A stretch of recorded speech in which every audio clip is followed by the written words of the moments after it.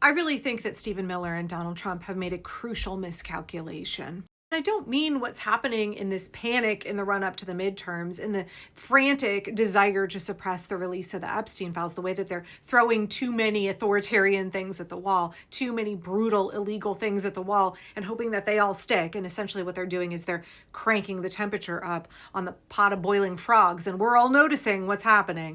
Right, they're jumping the shark. It's too much at once. It's pissing too many people off in too many different quadrants when they should have been carefully rolling out their plan. I don't mean that at all. I mean the fundamental premise of what Stephen Miller is doing, the way that they are using the attack on immigrants as the basis for the rollout of their entire authoritarian plan.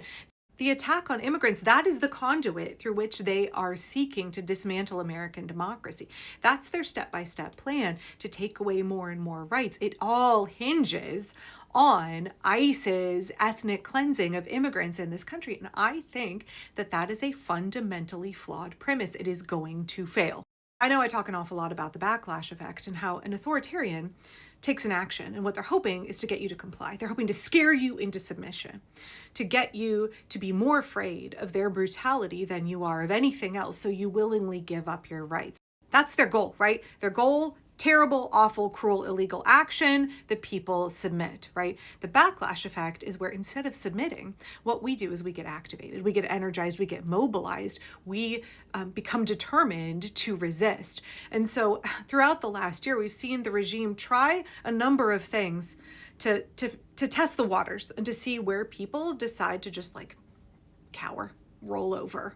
And we've seen a lot of corporations, institutions, big law, big universities who have rolled over very, very quickly. And we could argue about whether or not they ever were opposed to fascism in the first place, or they thought like, this is going to be financially or ideologically beneficial for us to go along with fascism in the first place. That raises the question, were they cowered into submission, or were they always collaborators in the first place? And this was their opportunity, right? They wanted this. But for us, the people, what we have seen is the more Donald Trump and Stephen Miller in particular target immigrants, the more the backlash effect builds and the more people are moved to take action against the regime, the more it galvanizes people.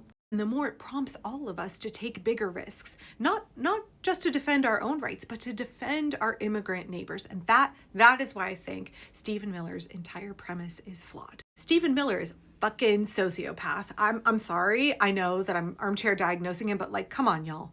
Stephen Miller and Donald Trump, they're cooking up their little malignant narcissistic plans where they revel in cruelty. They enjoy the cruelty is the point for them. They enjoy it, right? They get off on it. And I know that Elon Musk said that humanity's greatest weakness is empathy. I know we're seeing far-right Christian pastors saying things like empathy is a sin. Stephen Miller and Donald Trump don't have a sense of empathy. They can't empathize with us. They definitely don't even see us as human beings. They don't understand what other human beings are.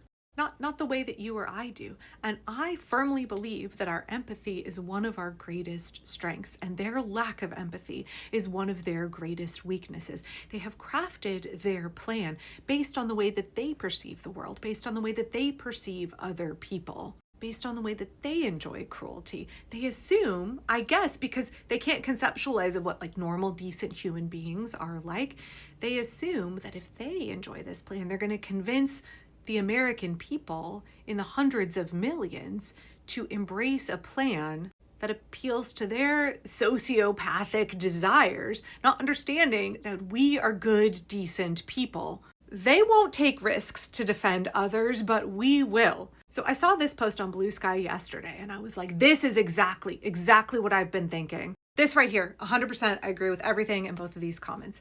My theory of the moment, says Greg Sargent, is that Stephen Miller and J.D. Vance thought their view that immigrants threaten social solidarity would be widely shared. But ICE raids are driving native-born Americans to show solidarity with immigrants quite courageously. Now Miller is trying to disrupt that alliance with state violence. That was in response to Don Moynihan saying, insightful point here, even if you take Trump seriously, he does not like the optics of what's happening right now, right?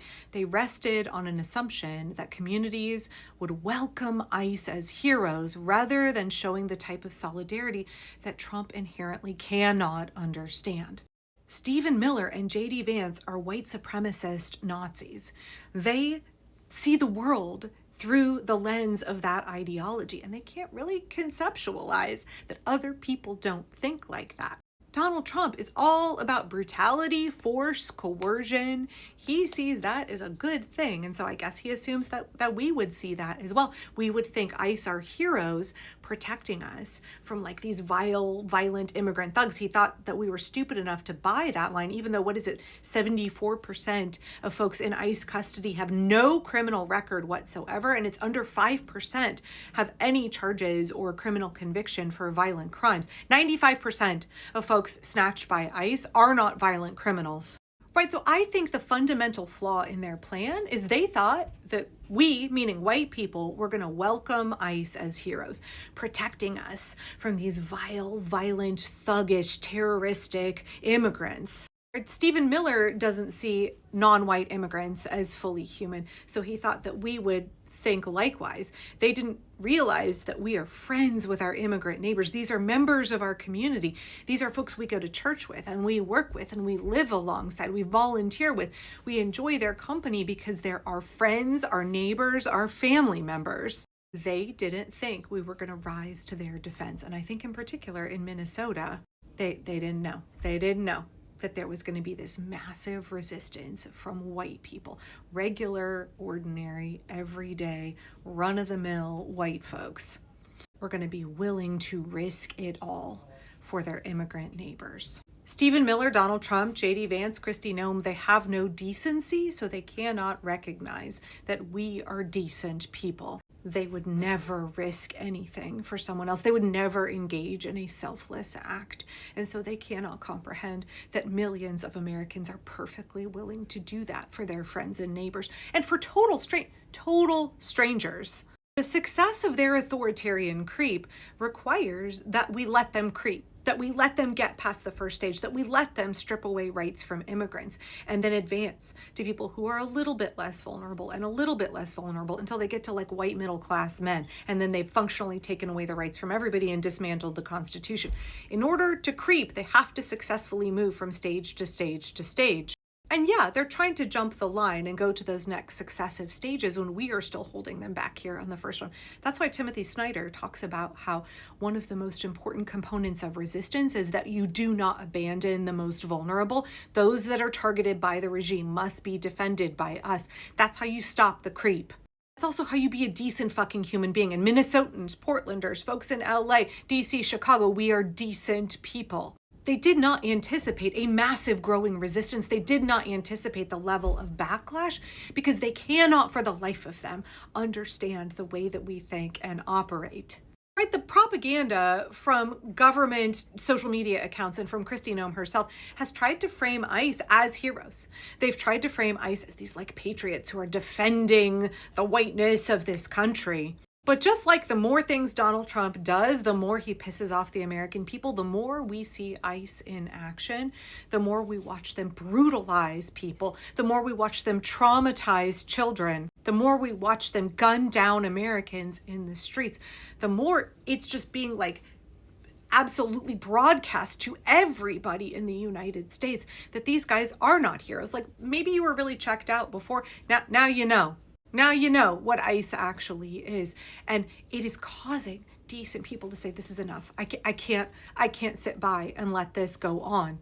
And when the regime thought that we would all lay down and that we would be like, yay, yeah, totally, violate the rights of immigrants. Yeah, dehumanize our neighbors, brutalize them, abduct them, whisk them out of this country, send them to torture gulags in other countries. They thought we would be down with that because they don't understand how good, decent people operate. They don't understand who the American people are.